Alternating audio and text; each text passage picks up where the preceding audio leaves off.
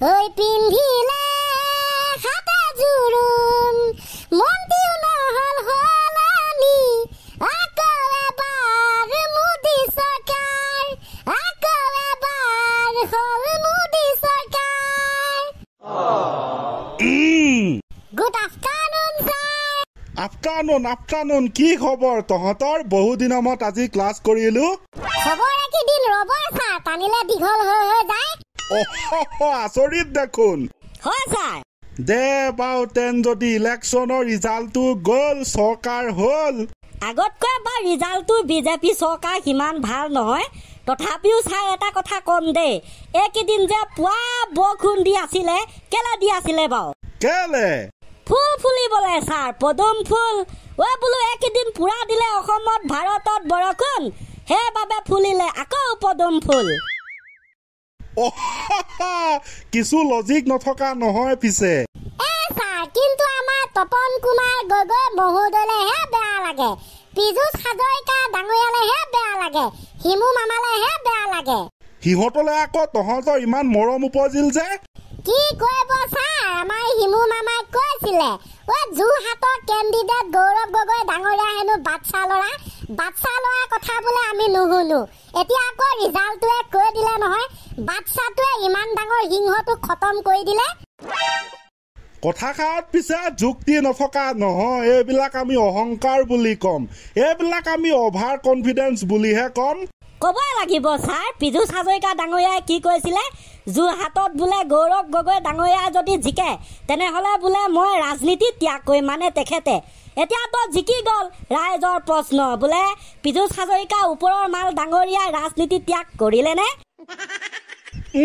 মই ক'ম এই কথাষাৰতো যুক্তি আছে ইমান বোলে অহংকাৰী হ'ব নেপায় অহংকাৰ পতনৰ মূল সেই দিশেতো গৈ আছে চৰকাৰ তাকেতো ছাৰ দুদিনমানৰ আগলৈকে বোলো কৃষ্ণ কলো সকলোৱে জানে অসমত কি চলি আছিলে আঁতৰাই দিয়ক ডাঙৰীয়া আহিছে কিন্তু আকৌ এতিয়া যোৰহাটবাসীয়ে কৈছে নহয় বিজেপি আঁতৰাই দিয়ক গৌৰৱ গগৈ আহিছে সেইয়া দেখিলি অসমৰ মানুহ কেনেকুৱা বস্তু য'তে পায় ততে জি টি বনাই দিব একো এটা কৰিবই নোৱাৰি এনেকুৱা নাই নহয় ছাৰ অসমত বোলে প্ৰতিভাৰ কোনো অভাৱ নাই হয় নাই আঁতৰাই দিয়ক ডাঙৰীয়া আহিছে আঁতৰাই দিয়ক বিজেপি গৌৰৱ গগৈ আহিছে পিছে ৰাইজসকল গৌৰৱ গগৈ ডাঙৰীয়াই জিকাৰ কাৰণে বাৰু আপোনালোকে ভাল পাইছেনে যদি ভাল পাইছে তেন যদি কমেণ্টত ইয়েছ বুলি লিখি দিব ভাল লাগিব হয় নাই মোৰ পিছে পীযুষ হাজৰিকা ডাঙৰীয়ালেহে বেয়া লাগিছে ৰাম মানে এতিয়াও বাৰু কেনেকৈ লুকা আছে হয় মিডিয়াবিলাকে মানে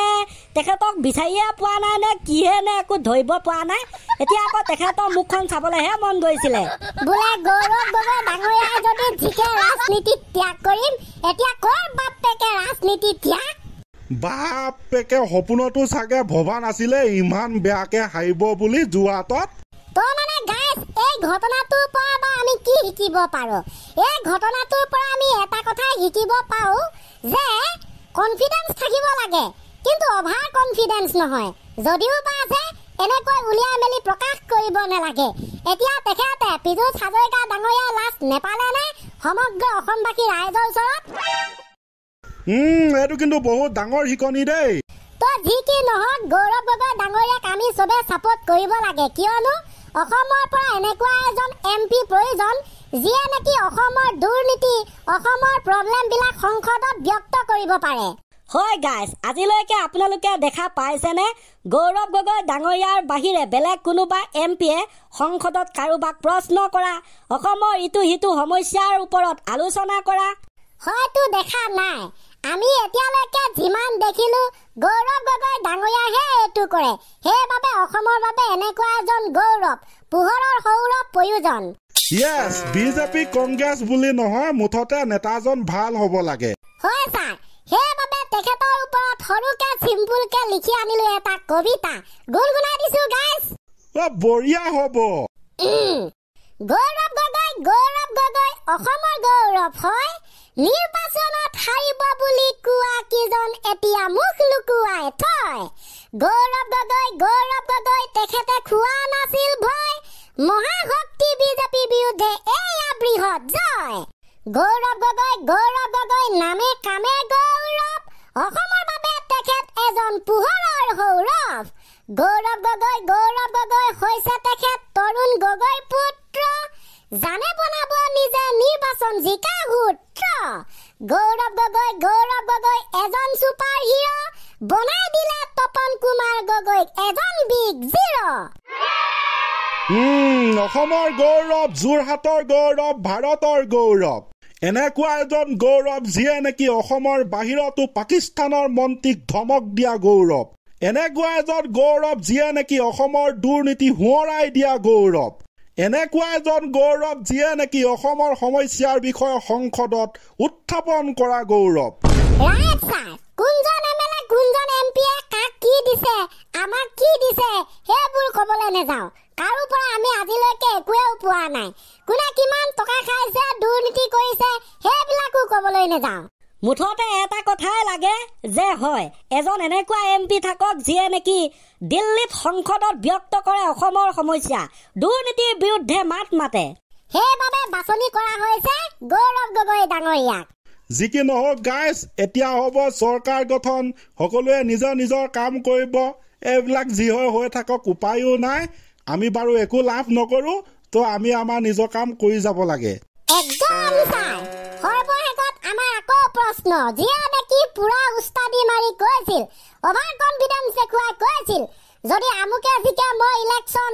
তেতিয়া মই ৰাজনীতি ত্যাগ কৰিম। সেই আমাৰ প্ৰভুবিলাকে ত্যাগ কৰিবনে ত্যাগ? সেইবাবে কৈছো, আমি কোৱা নাই, যোৰহাটবাসীয়ে কৈছে। আঁতৰি দিয়ক, গৌৰৱ গগৈ ডাঙৰীয়া আহিছে। Thank you so' much guys. ইমানে আছিল আজি।